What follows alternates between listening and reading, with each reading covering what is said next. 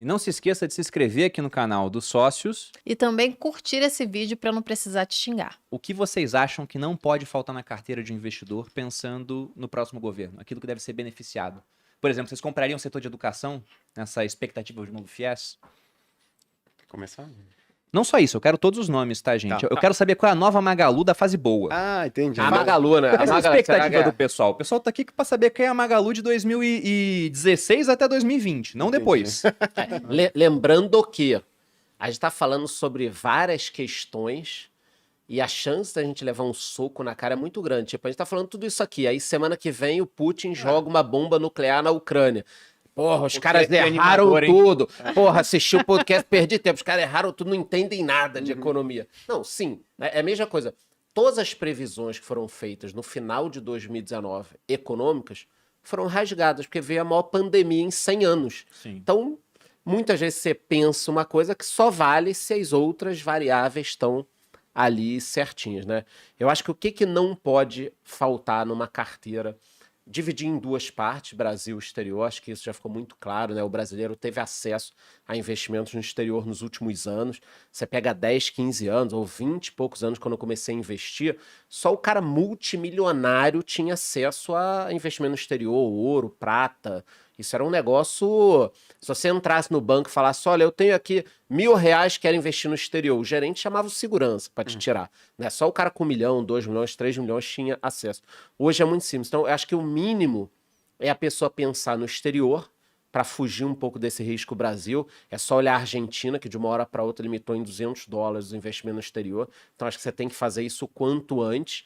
E aqui no Brasil, olhar todas essas oportunidades, como, por exemplo, fundos imobiliários que estão, na minha opinião, muito descontados e tem uma correlação grande com a Selic. A hora que a Selic embicar para baixo, esses fundos imobiliários vão voar e várias ações descontadas. Então, eu vou repetir o que eu disse para quem chegou agora, né? Há muito tempo eu não olho para todas as categorias de ativos aqui no exterior e falo, caramba, cara, tá tudo barato. Onde eu aloco meu dinheiro de tanta oportunidade? É verdade. Né? Não sei se você quer falar um pouco. Tem uma frase, eu posso Fala. completar antes de Claro, passar porra. pro Gui, do Howard Marks, que eu considero extremamente verdadeira, né? O cara tem muita experiência de mercado, gere mais dinheiro do que, por exemplo, a Vale Petrobras tem de valor de mercado. É um cara fenomenal. Ele fala que você não fica rico comprando coisas boas, você fica rico comprando bem. E a gente tá num cenário para comprar bem, porque tem muita coisa barata pelo mundo. É aquilo que você falou da aposta do supino também. Ah, vou comprar essa empresa aqui porque eu uso o produto dela, ela é muito boa. Se você pagar muito caro por ela, né, você vai ver que nem sempre uma boa empresa vai ser um bom investimento.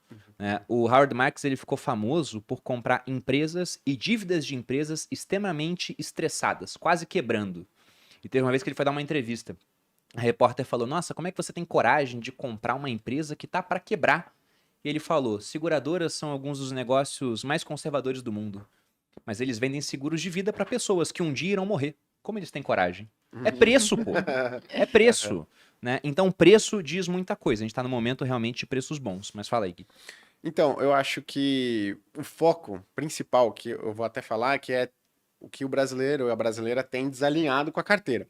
Hoje, você tem fácil acesso a investimentos no exterior, muito fácil, muito simples. A gente faria um investimento aqui fora, lá fora, segundos, né? Só que somente 0,5% do patrimônio na média do brasileiro ou da brasileira está investido no exterior. Ou seja, eu acho que é o fator mais desalinhado. Se você for pegar alternativos, cripto, galera tem um percentual maior. Se você pegar renda fixa, ações, fundos imobiliários, o pessoal na média tem um percentual maior, né, do que o que a gente recomenda lá na Speed. O que é mais desalinhado são os investimentos internacionais. Né? Então, poxa, por que não investir em uma economia mais produtiva, né, mais favorável ao ambiente de se fazer negócios, em que as empresas tendem a entregar resultados maiores, né, e que vão continuar assim, que entregaram e que tendem a continuar entregando, e que estão, inclusive, em um momento historicamente atrativo também lá, né? Poxa, então eu acho que faz total sentido uma alocação lá fora.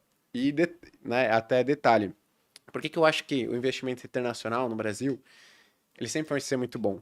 Porque a tendência do dólar é subir. tendência do dólar é subir. Quando eu falo isso, as pessoas falam, Gui, Há por 100 quê? anos. Há 100 anos. Desde sempre. Eu diria que desde 1776 a tendência do dólar contra as nossas moedas a subir. Não, Foi e quando aí... foi criado o dólar?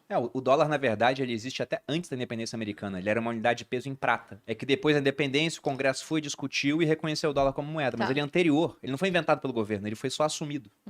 E detalhe, por que que eu acho, né? Muitas pessoas falam, a tendência do dólar é subir sempre aí contra a moeda do Brasil. Por quê? Porque é o seguinte, você tem dois países, Brasil e Estados Unidos. Vamos supor que a inflação no Brasil é de 20%, em um determinado período nos Estados Unidos é zero. Só pra gente fazer uma base de comparação. O que que significa inflação? Aumento generalizado dos preços. Quando você fala aumento generalizado dos preços, você fala do salário também. Né? Não o salário real, você não está ganhando poder de compra, mas seu salário nominalmente vai ser corrigido na média da população. Supondo então que a média da remuneração da população, das empresas, ela suba a 20% também. O que que acontece? Os brasileiros, entes econômicos brasileiros, os agentes, eles vão ganhar mais poder de compra com relação aos Estados Unidos, se o câmbio ficar parado. Então, automaticamente, o brasileiro vai falar, opa, vou comprar mais coisa de fora, porque eu ganhava 2.000, agora eu ganho 2.400, consigo comprar mais coisa lá de fora, porque eu ganhei R$400 e o dólar tá parado. E o meu salário aumentou lá com relação aos Estados Unidos, né, se o dólar fica parado. Agora, qual que é a consequência disso? O brasileiro passa a comprar mais coisas em dólar. As empresas brasileiras passam a comprar mais coisa em dólar, enquanto o americano passa a comprar menos coisa do Brasil, mandar menos dinheiro para cá. E aí você tem um ajuste cambial, você tem uma desvalorização da nossa moeda. Então, se, na média, o Brasil tiver uma inflação nos próximos 30 anos 3% acima dos Estados Unidos, o dólar, daqui a 30 anos, vai estar valendo mais ou menos 12,50. Então, a tendência é que o dólar continue subindo daqui para frente. Então, para mim, é o investimento mais claro que o brasileiro e a brasileira tem que ter na carteira, independente de qual seja o governo, é o internacional. E é o que a gente menos tem. Então, acho que, aqui a gente está falando muito de governo, né? Mas... Ser independente de governo. Independente de governo. É o que você mais tem que ter na sua carteira, né? Eu acho que é um investimento mais importante, na verdade, é o investimento internacional. É o que as pessoas menos têm. Simplesmente porque o dólar vai continuar subindo, essa é a tendência. É até um caso de dissonância cognitiva, né? O bipolaridade que o brasileiro tem, porque pelo menos metade do país não está satisfeito com o resultado da eleição, mas não investem lá fora. Exato. Eu não falo que a gente vai virar uma Argentina ou uma Venezuela em 4 anos. Acho muito extremo isso. Mas tem cara que fala, você tá errado. Eu pergunto, você tá investindo lá fora? Ele fala, não. Então, ele quer estar certo sobre o cenário e quando acontecer ele tá na merda. E eu que tô errado, se isso acontecer, por exemplo, eu vou estar bem. Porque eu tenho parte do meu capital lá fora permanentemente. Porque é como o Gui falou, é questão estrutural. Se os Estados Unidos crescem mais do que a gente e tem menos inflação, eles vão se valorizar mais do que a gente ao longo do tempo. As suas empresas e também a sua moeda. Né? A gente brincou aqui, o Charles falou, uma tendência de 100 anos. Eu falei que é até maior, porque desde a criação dos Estados Unidos, a moeda deles é uma só. É o dólar. Nunca tiveram que cortar zeros. Nunca aconteceu nos Estados Unidos de, nossa, o pãozinho que era $1 agora custa $1.000. Vamos tirar 3 zeros aí para voltar a ser $1 e simplificar a conta. Nunca aconteceu. Aqui no Brasil, se a gente for pegar desde a chegada da família real aqui, fugindo do Napoleão, né, deixaram ele a ver navios, né, como diz o ditado, nós já tivemos 10 moedas. A gente tinha os réis, que inclusive réis é o plural de real, então a moeda deu errado lá atrás, a gente recriou agora. Aí, Dom João, quando voltou para Portugal, pegou todo o ouro que tinha no Banco do Brasil, perdemos o lastro em ouro, a inflação disparou, o pão que custava R$1, né, virou R$1.000. Aí falaram que era moeda nova. Agora é R$1.000 a moeda nova. Aí essa moeda durou bastante tempo, depois, já na época da República, trocaram cruzeiro. Aí com os militares, cruzeiro novo. Né? E aí, uma hora eles mudaram novamente para cruzeiro, porque falar, já tem 3 anos como cruzeiro novo, não é mais cruzeiro novo, tipo a casa nova, daqui a uns 3 anos não é mais casa nova, é a casa. Aí depois, cruzado, cruzado novo, cruzado, cruzeiro real, até que chegou no real, que é um sucesso, mesmo tendo perdido 86% do poder de compra nos últimos 28 anos, porque as outras foram mega fracassos. Pegando cortes de zero que a gente teve ao longo da história, nós cortamos zeros 21 vezes num período pouco maior do que 200 anos. Então, eu não acho que a nossa inflação vai voltar a ser aquela mega inflação dos anos 80, mas, pensando no que pode vir depois de 2023, né, com o resultado das políticas, porque 2023, mais auxílio, mais benefício, mais dinheiro na mão do povo, é mais consumo, a gente deve ver um ano de economia crescendo. Perfeito. Né? E também com essa conjuntura internacional que favorece o Brasil, não tanto quanto lá atrás, no primeiro governo do Lula ou no segundo, Porque lá você tinha uma China crescendo, Estados Unidos crescendo, zona do euro crescendo. Agora esse pessoal não está crescendo. Então já dá uma atrapalhada. Só que depois é o que o Gui falou. Se todo mundo está com mais dinheiro e começa a querer comprar as coisas lá fora, todo mundo querendo comprar dólar ao mesmo tempo, o dólar sobe em relação ao real. Então, por mais que a gente esteja barato, né, e muita gente pode pensar, poxa, mas o dólar não vai cair mais? Eu já aproveitaria desde já, tá, gente? Até porque a gente tende a ver uma diminuição desse diferencial de juros que está muito favorável hoje pra gente, né? Sim. Não, eu acho que né, se você for olhar a curtíssimo prazo, eu acho que ok. Você tem uma janela de meses aí em que realmente o real pode se valorizar contra o dólar. Mas você não vai pegar toda a sua grana e colocar em um único dia em dólar, né? Investir lá fora.